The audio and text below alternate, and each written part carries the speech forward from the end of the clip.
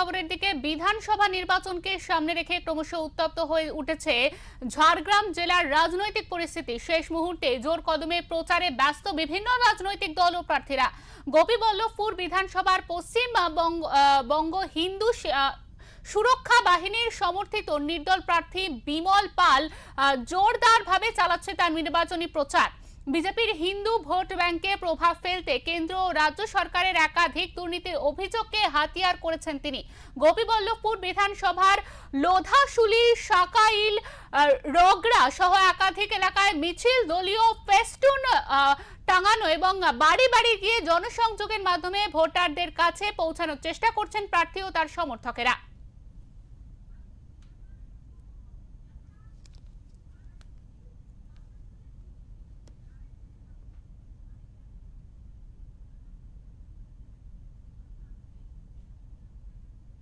ভবিষ্যৎ গড়ে তোলার লক্ষ্যে পশ্চিমবঙ্গ হিন্দু সুরক্ষা বাহিনী অর্থাৎ বিমল পাল মহাশয়ের সাথে থাকার জন্য আহ্বান জানাই।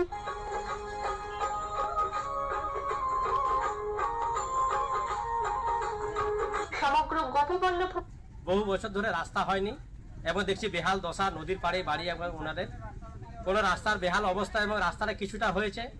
ওনাদের ক্ষোভ আছে যে এই দিকটা রাস্তাটা যেন হয়, সেটাই ওনাদের দাবি। আমি পশ্চিমবঙ্গ হিন্দু সুরক্ষা বাহিনীর রাজ্য সভাপতি হিসাবে যিনি এখানে ইনচার্জ রয়েছেন, ওনাকে আমার করজোরে অনুরোধ যেন এই মহাপাল পুরো রাস্তাটা যেন সুন্দরভাবে গুছিয়ে দেওয়া হয়। প্রচুর জনবসতি রয়েছে এখানে এবং ইনাদের পারাপার করার জন্য এই একটি প্রধান রাস্তা। এবং আমি গ্রামবাসী থেকে আশ্বস্ত করলাম যে পথ তুলে আমরা ওনাদেরকে আশ্বস্ত করে আমরা বেরিয়ে যাচ্ছি। নমস্কার।